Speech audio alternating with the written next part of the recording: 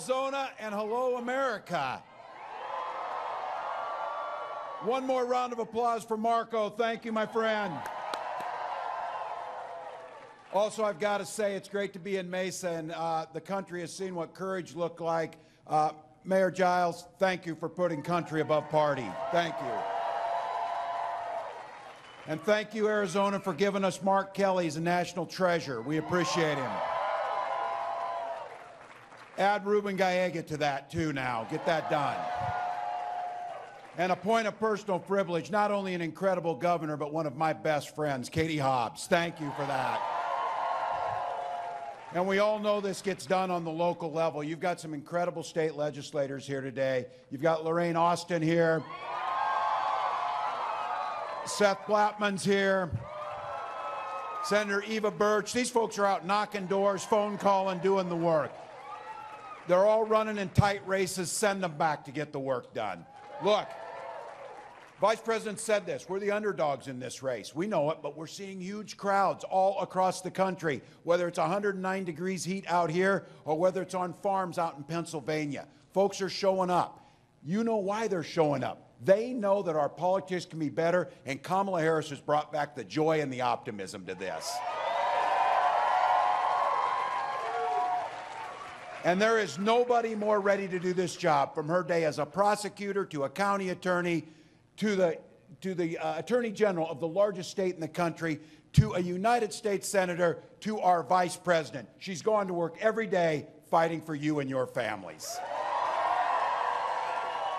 Now, I love this when she said this. She's taken on the predators. She's taken on the fraudsters. She's taken down the career criminals. She stood up to powerful, greedy corporate interests. And I think about this. She is perfectly prepared to take on that debate stage tonight. Look, no one is naive.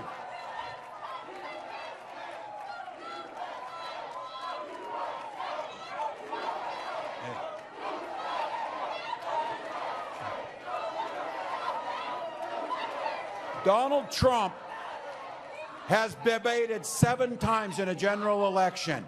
He waved the white flags. His handlers will be the ones making the save.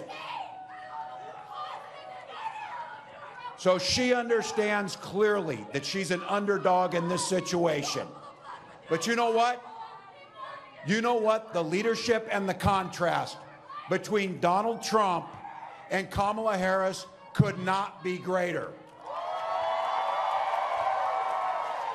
We understand clearly that we've got the best fighter on our side in Kamala Harris.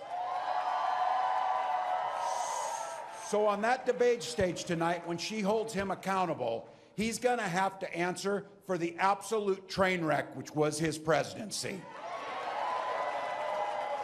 Folks, you're in this room because you know it. We can't take 4 more years of this guy. Make no mistake. If he goes back, it'll be worse. And I'll have to tell you, you've heard it. I said it, whether it's a playbook when you're a coach or as a to-do list, their to-do list is Project 2025. They're absolutely clear what he's going to do. He's going to cut taxes for the rich again while screwing the middle class. He's going to make sure that he does nothing to make groceries less expensive because he's going to impose a national sales tax as his ridiculous tariffs. He is going to clear out the experts in government that are ones, whether they are fighting forest fires or whether they are doing the epidemiology around pandemics. Those are the folks he'll clear out, put his loyalists in instead. And every one of you in here knows, no matter what he says, he will ban abortion with or without Congress. He is the one who put those justices in. He may try and change from hour to hour, but guess what? Women don't trust him. Women don't trust him. So look, Republicans used to talk about it, and you know it out here because you had them. Republicans that contributed great to this country like John McCain. And you know when they talk small government, they really meant it. These guys, it means small enough to fit in your doctor's office, small enough to be in your school library, small enough to be in your bedroom. So I'll tell you, I know it's true in Arizona because it's true in Minnesota.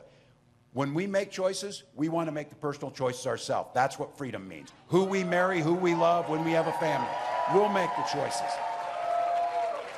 And if our neighbors make a different choice, that's up to them. We may not agree with it, but you all live, I know you do, like Minnesotans do, by the golden rule. Mind your own damn business and we'll get along better. We'll get along better.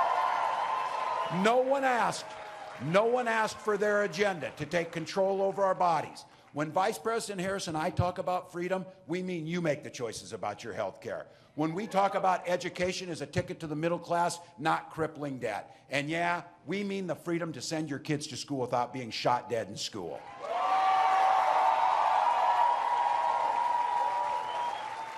The heartbreak of 2 students and 2 teachers dead in Georgia brought it right back to us last week. Look, I'm a teacher and many of you know that. Going back to school is a joyous time. It should be a time of excitement, of hope.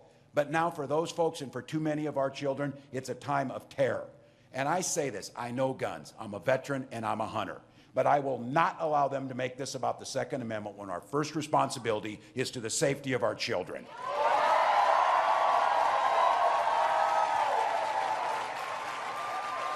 And I quote from these guys. Donald Trump said people traumatized by mass shootings just need to get over it.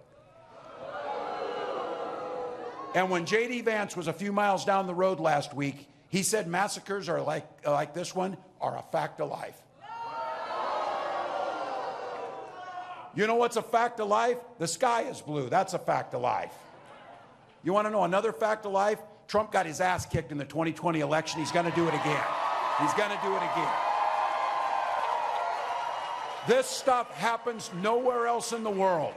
These guys do not believe in America. They do not believe in our exceptionalism. They do not trust the American public. They tell us we have to accept this, even though it doesn't happen anywhere else. But I'll tell you what, we're not going to roll over. This is America, for God's sakes, and we can fix this epidemic of shootings. We can do it if we have Kamala Harris in the White House.